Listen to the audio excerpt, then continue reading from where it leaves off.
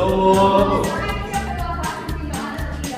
Oke, duduk siap. Sebelum memulai pembelajaran, marilah kita berdoa menurut kepercayaannya masing-masing. Berdoa, dipersilakan.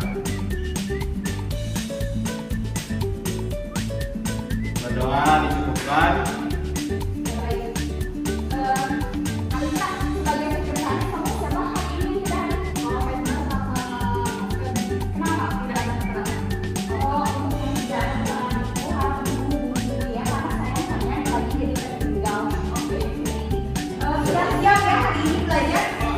Ya, Bu.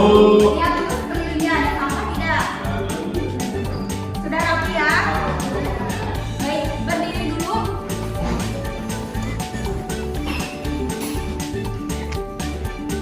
Ya, Ibu ada permainan ya.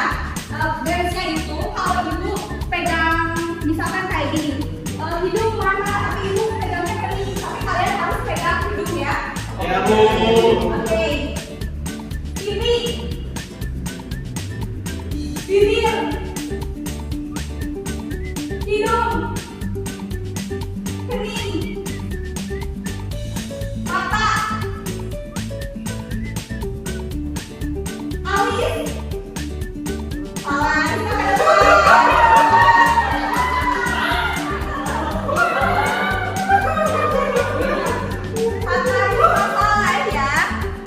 waktu minggu lalu Ibu sudah memberikan pembelajaran tentang nilai-nilai Pancasila. Coba sebutkan nilai-nilai Pancasila itu apa?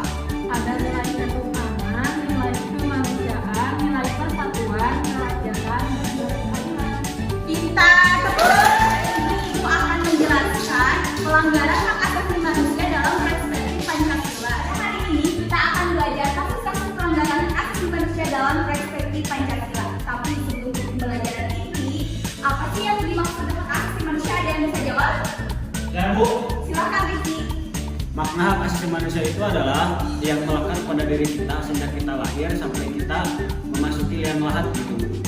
Mungkin sekian. Ya, betul.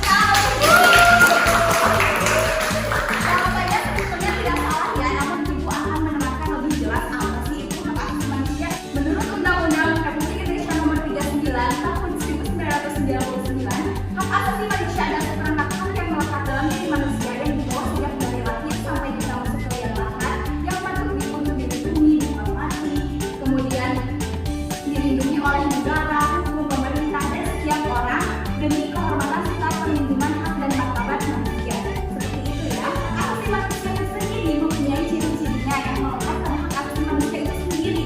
Nah, ciri-cirinya di sini ada 4. Ada yang mau dibacakan? Oh ya, silakan Melinda. Silakan ke depan.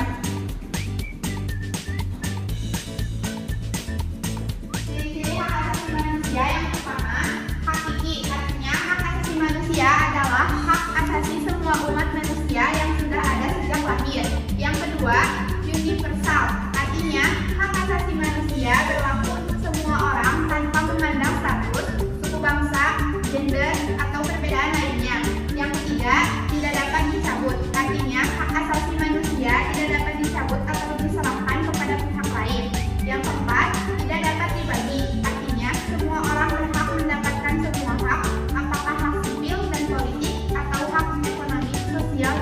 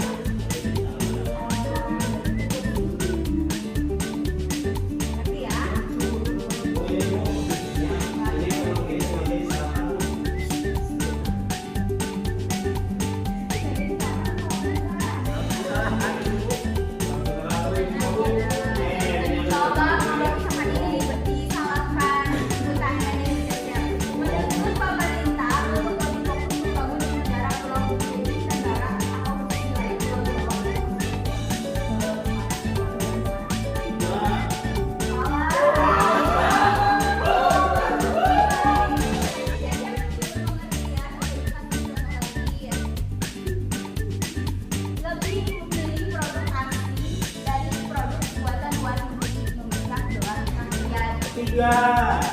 Ya betul. Sudah mengerti ya, ya. Coba silakan kembali salah nah. Salah. Nah, sudah kasih contoh dua ya. Sudah selesai semuanya. Sudah.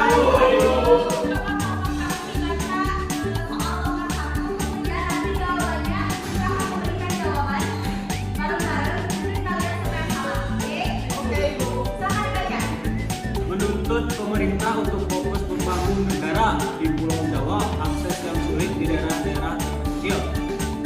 Jawaban saya ini bertentangan dengan sila ke 5.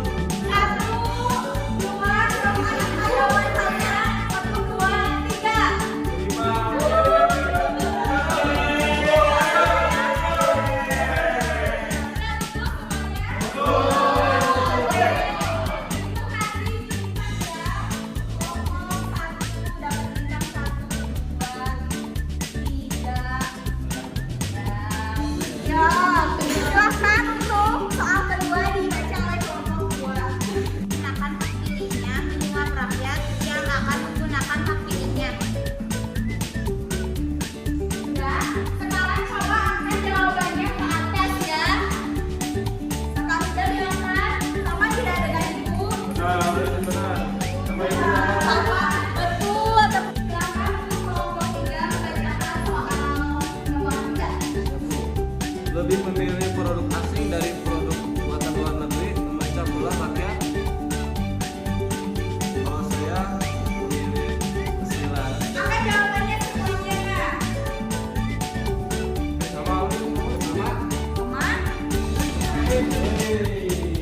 Sudah satu sama.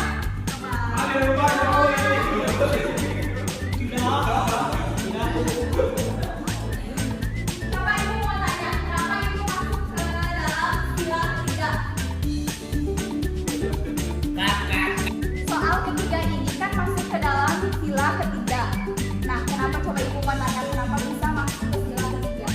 Karena saya tidak bisa beli produk orang asing. Karena saya lebih mencintai produk Indonesia yang tercinta. Betul, jadi di sila ketiga ini kan mengandung makna persatuan Indonesia. Sedangkan di situ ada soal nomor 2-nya adalah memecah belah rakyat. Kita tidak boleh memecah belah rakyat, artinya kita harus bersatu. Ya, betul. Silakan kelompok 4 untuk membaca soal nomor 4. Memberikan perlakuan hukum yang tidak adil kepada rakyat menghina warna kulit.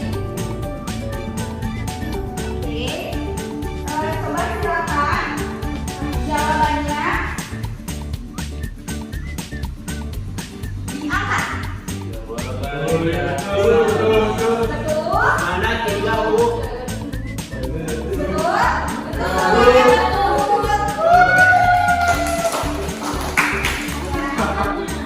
Soal-soal mahasiswa dan asasi manusia dalam berkehidupan masyarakat sudah kalian kerjakan dengan begitu baiknya.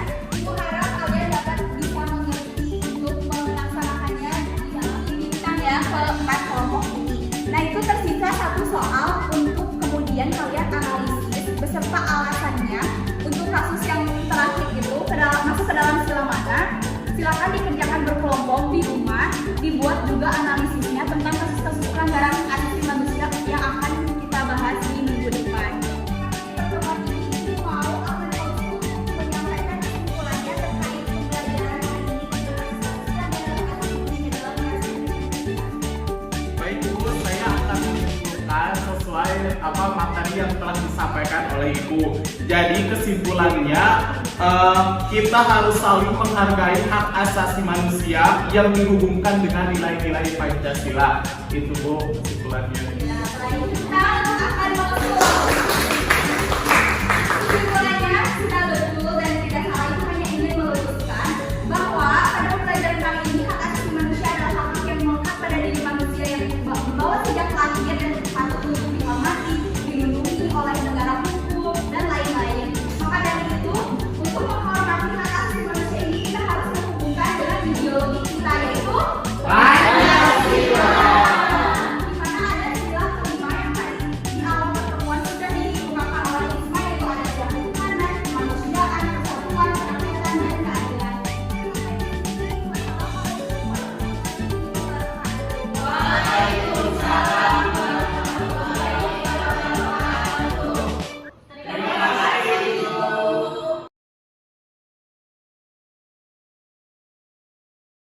Jadi, makna hak asasi manusia menurut Undang-Undang Republik Indonesia.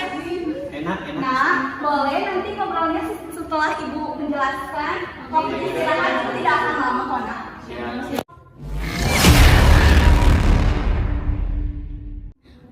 Guru sebaiknya tidak membentak siswa karena siswa haruslah senantiasa dibimbing dengan baik dan dengan nasihat yang baik.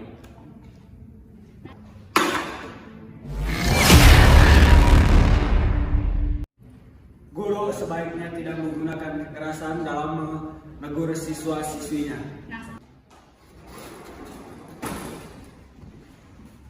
Coba sekarang silakan siapkan bukunya. Kita belajar hari ini.